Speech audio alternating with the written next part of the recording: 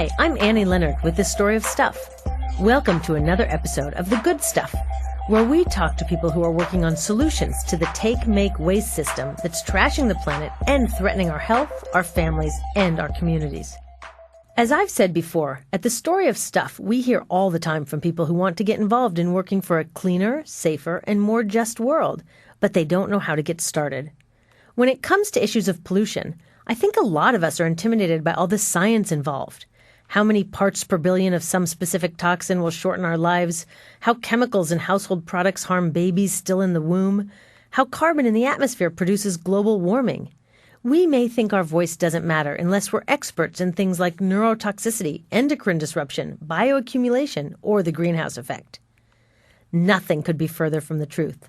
Saving the planet and protecting our health is too important to be left to scientists, government regulators, or even professional activists like me. After all, it's the people whose lives and livelihoods are at risk who understand most deeply just how devastating pollution can be to a community. This story is about communities under assault by toxic chemicals. They couldn't afford to bring in sophisticated equipment to prove they were being poisoned. They got no help from the government, where the chemical industry holds too much influence. They got no help from the news media, who didn't want to upset their advertisers. So they took matters into their own hands, using equipment they already had, their own bodies. It's an inspiring story about ordinary people taking on giant multinational corporations. Let's learn more.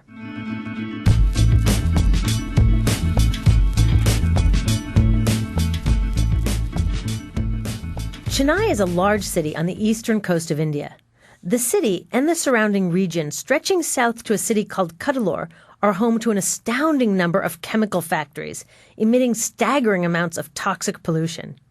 Shweta Narayan, who works with an organization called Community Environmental Monitoring, says that you can smell Chennai long before you enter the city.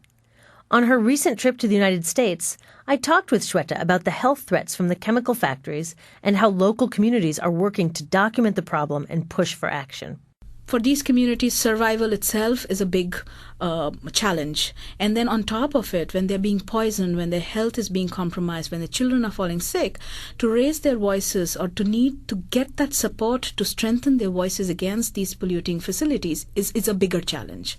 So the idea of community environmental monitoring is to build capacity in these communities to enable them to monitor their environment, to develop data which can be easily understood by their community, and then based on that demand action from the government. So the local communities are actually doing the monitoring and data collection? Yes. Do they have to be trained in science? Did they go to college and study this? No, you don't have to be trained in science. I mean, they have a rich experience of being poisoned. They live in those neighborhoods. They are watching the air. They know when the smoke comes out. They know when the effluent is being released. And this is an effort to demystify science. Science is not a technical mumbo-jumbo which only few people can understand. Unfortunately, it's been made out like that by scientists. But the value of local knowledge, the power of local knowledge is what is emphasized upon in community environmental monitoring.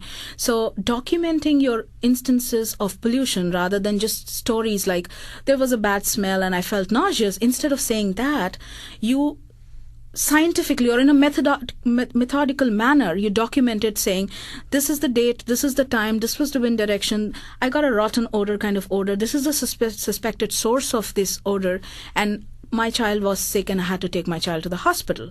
Our bodies are our best equipment. What we smell, what we see, what we feel is our first line of assessment. And that helps us understand what kind of environment we are living in. And we don't need anything more than that. We don't need sophisticated technology. There is this community which is about 175 kilometers south of Chennai. It's called Cuddalore. Cuddalore in Tamil means a village by the sea. It used to be a very, very pristine area. It still is. Unfortunately, there are about 30 chemical industries that have been set up. One of the biggest problems in Cuddalore in terms of pollution is the noxious odors. So there are 31 industries and every industry has a unique odor. So when in a chemical complex or in a residential area which has a lot of chemical industries, people are complaining about odors. That means these are gas leaks, basically, that's taking place. their complaints, the community's complaints, were not being taken seriously by the regulatory agencies, and that's a case normally around because either community knowledge is not respected, they were being considered as liars, or there were agencies who would say that, oh, these people are unhappy with the industries because they have not gotten jobs in the industry, so they're complaining. So in these circumstances, we started working with the community in building that knowledge, because anything more technical which the regulatory agencies are supposed to monitor or maintain was not being shared by the community.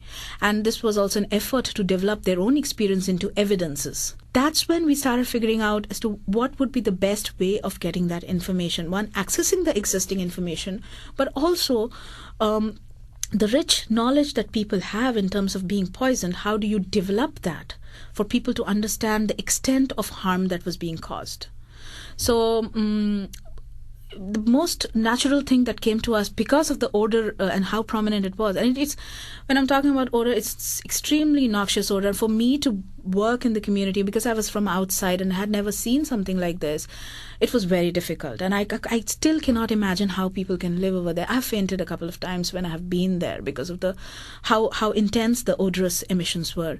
So we did a study for 14 weeks, and study in the sense that we organized ourselves. We said, okay, let's start documenting odors on specific locations within the neighborhood at specific times. So there is a systematic approach to documenting odors.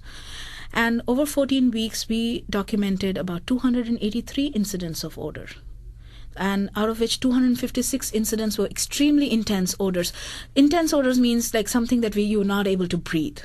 Cuddalore is a remote place. Not many people know about it, but pollution-impacted communities or pollution-affected communities get around the world. I mean, despite all the limitations that we have, and bring up tools, develop tools to help each other. And so there is a group called Bucket Brigade in the US, and which has developed an air monitoring tool to help test for toxic chemicals in the air. And we reached out to them, sought their assistance in using that tool in Cuddalore to test for chemicals in the air. Now, it's not that it is quite expensive for us to use even the bucket as opposed to what it is in the US. So we used it in a very, very limited fashion. And then we had these logs of over 14 weeks. So on one incident of an intense odor, we took samples and we sent it to the lab and we got it processed and we saw the results. And we managed to, so then we could say that if one incidence of this rotten egg odor had so many chemicals, we have been documenting this for 30 days. So we have 30 days of being exposed to these chemicals. Yes. Were this level of emissions illegal? Totally. And we don't even have, in India, we don't even have standards for toxic chemicals in the air.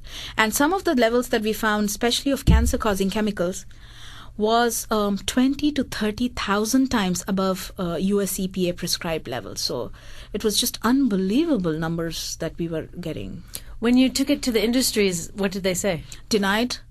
They did not accept our report. They called us names. They threatened to sue us, to physically threatened us, and all sorts of. I mean, I think it is quite. They were on their defensive, and they said that they would come out with their study. They didn't believe us. They didn't believe our technology. They never came out with their study, but we got a leaked copy of their report. They found more chemicals than we did. So these companies are huge Indian and multinational companies, like yes. Big, rich, powerful companies. Was it scary to go after them? Yes and no. Yes, it was, because there were sometimes dangers of physically being harmed by them. We had people following us to our homes, but no, because on a larger level they were engaged in something completely illegal, and it was if we didn't raise the voice, it is the future of our children that is at stake. So we had to collectively do something about it. So what about when you took this data to the government? What did the local environmental agency say about this data?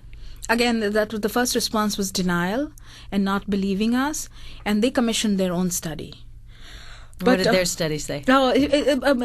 Before even coming to the study, it was an interesting process to monitor their scientists itself. So they commissioned it with a government agency which is known to ally with industry. So we didn't trust them. And it took this agency 2.5 years to compile the study, because every time they would come to the villages to do their sampling, they would have informed the industries, and industries would shut down. So, and this is again where community environmental monitoring comes into play. So villagers were aware that something is going on and there's a government study that is going on. So they started following the scientists. And they started recording conditions during the days when these equipments were supposedly recording or taking samples. So stuff like, you know what, the factories are not working today. There's no smell in the air. And you have located this equipment which is away from the industry. Just simple observations were being documented. And this is what we call, and we developed this as pollution patrol. So we were in groups patrolling around, recording these conditions, and sending letters at the end of the day to the agencies telling them, look, we are watching you. So it got very difficult for the scientists to fudge data or to come up with information on basically, or do testings on wrong days when you would not get anything in the air. And 2.5 years later, they released their report, and they said that based on the calculations of levels of chemicals in the air, the cancer risk in Cuddalore was 2,000 times above the national cancer risk. So we made them do a decent job. Did that get a lot of media? That's pretty extreme. It got a lot of media. It made the regulatory agencies come in and promise action. But most importantly, and that was our biggest victory, not this report, but the fact that everybody acknowledged that what local people had been saying all this while about pollution was true. And so for us, it was a victory in terms of reclaiming our dignity as a community. And then the local district administration constituted a committee and this is for the first time in a country that a committee to look into the problems of pollution and finding possible solution was set up, which had local villagers as members of committee. So which was, once again, in a way stating that local people have the best information and knowledge, and they should be acknowledged for that. The people of Chennai and Cuddalore wanted to find out how much pollution was being emitted into the air they breathe. They got help from Global Community Monitor, a U.S. organization that pioneered the use of simple and affordable technology to measure chemicals in the air. Denny Larson is the head of Global Community Monitor. We found a way for people to take air samples using a 5-gallon plastic bucket. So part of what we do is demystify the science that the academics and the polluters and the bureaucrats have managed to convince a lot of people, can't be done by common people, and that's just not true. Common people can learn how to take air samples, what that data means, and how they can use that as leverage to get companies who are polluting their air to clean up their act. We've actually trained communities in 27 countries and about 36 communities in the United States over the last 11 years to use the bucket and effectively get corporations and governments to be more accountable to people who live on the fence line of industrial facilities. How do the corporations and government respond to this data? I can imagine there would be some skepticism when some community member comes up with this technical data. Sure, and there almost seems like there's a playbook. No matter whether we're in India or Indiana or if we're in Chicago or Chennai, it seems like they react the same way. So yeah, skepticism, how could ordinary community people take a sample that would be scientifically credible? But luckily, we have all the backup for folks. We actually worked with the U.S. EPA to certify the method years and years ago. So we have all this backup for people to show that, the sample was credible and scientifically accurate. In addition, though, they often fall into the trap that we invite them into, which is, well, if you don't believe us that it's so bad here on the fence line, then you bring whatever you use, a canister or high-tech piece of equipment, you bring it over to this person's home on the fence line, and you take a sample, and we'll take a sample with our bucket, and we'll compare and see what happens. And every time we've done that, the results of agencies using more sophisticated equipment is that the sample results are not only higher, but they're significantly higher, sometimes 10 to 1,000 times higher in those chemicals that we tracked in the bucket. And at that point, pretty much the debate is about data. It's not about being accused of being emotional, which a lot of times the agencies do, or not using fact. Now we're into a fact-finding mode where, because the citizens are actually generating their own data, they're driving that debate. No longer is the debate or the conversation being driven by bureaucrats and polluters who control the information. And that levels the playing field in a way that allows community members to make some significant headway. This is a story of a woman named Jackie who lived in the Buffalo, New York area. She was in the neighborhood of an industrial facility that makes a fuel, much like coal, called petroleum coke, out of the very bottom of the barrel of what's left after you process oil. So they make this coke coal and sell it to people to burn. She became ill about 15 years ago. Her immune system was depressed. She had a number of other symptoms that were quite worrisome, and she wondered whether the emissions from the facility, which often smelled extremely bad and caused acute or immediate effects, might be causing her problem. With the help of some groups, she contacted us at the Bucket Brigade, Global Community Monitor. We helped set them up with buckets so they could start testing around this company, Tonawanda Coke, it's called, little area known as Tonawanda outside Buffalo. Those tests came back extremely high in benzene. Benzene is one of the worst known human carcinogens, causes cancer at very low levels of exposure. They used those bucket samples to go to the state of New York and asked the state of New York to place sophisticated monitors around Tonawanda Coke to determine how much benzene might be coming off and whether there was anything illegal going on. The state did that. They ran the monitors for a couple of years, and in fact, they found much higher levels of benzene the Bucket Brigade had. And cancer assessment was done that showed that they were creating an excess cancer risk in the area that was deemed extreme. The Environmental Protection Agency went to the facility to investigate at the request of Jackie and others in the community, and they found a series of violations which seemed to be criminal. They brought a criminal case against the environmental manager and the company for violating the Clean Air Act and obstructing justice.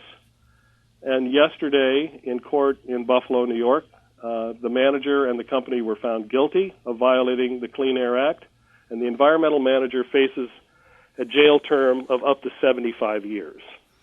Didn't happen overnight. It took 10 years, but it shows that ordinary people can take charge of the situation and make the government do its job and result in some very important, significant action that sends messages to a lot of companies out there who are probably doing the same thing. So, Shweta, what advice do you have for anyone who lives in a community where they can smell this kind of pollution? They know it's there, but they don't know how to get started. To ask the questions, the uncomfortable questions that nobody else does normally ask, and to get organized. I sincerely feel that every individual has the power to bring about a change, and it's just to realize that we have that power, and we are not alone in this. Cuddalore is not a fight alone. Bhopal is not alone. Once we start asking those questions, we'll also get a lot of answers, and very positive ones. And in last 10 years of my engagement, we have gotten support from the most unexpected places. And it was only because we were talking about our problems at the same time we were sharing our problems with other people, other communities. And the solidarity, the support, the network that we have built globally is incredible. So what kind of unexpected support have you seen? Are you talking about churches or businesses? Or businesses, churches? There have been people who, like locally in Cuddalore, who have sympathized with the problem, have donated material, donated money, published reports on our behalf. A lot of things, a lot of things that goes on to build a campaign. You need to put the message out. You need to, somebody who has hosted a website for us. We have gotten support from the most unexpected places. And it was only because we were talking about our problems at the same time we were sharing our problems with other people, other communities. And the solidarity, the support, the network that we have built globally is incredible.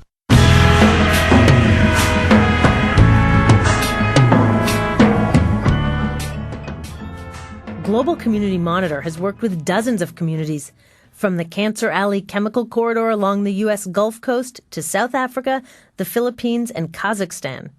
If you're looking for help fighting air pollution in your community, you can find a link to them on our website, storyofstuff.org. What can we learn from these stories? It's that when people get together, we have real power. We don't have to sit back and hope that companies will come up with a solution to toxic pollution. We don't have to depend on scientists or government officials to tell us whether we're at risk. The issue is not how much pollution is safe for communities to be exposed to, but the right of communities not to be exposed at all. We already know toxic chemicals are harmful to our health. We know global warming is real. We know we're stressing the planet's biological systems. Now it's time for us all to stand up and demand change, just like Shweta is doing every day.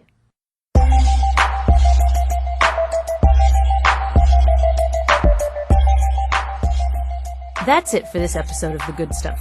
Our show comes to you from the studios of Youth Radio in Oakland, California. Our engineer is James Rowlands. Post-production by Brandon McFarland. The Good Stuff is produced by Bill Walker. We'll have another show online in a few weeks. If you like this podcast, please share it with your friends. Find us on Facebook and storyofstuff.org, and keep working on the good stuff in your own community. Thanks for being part of the solution.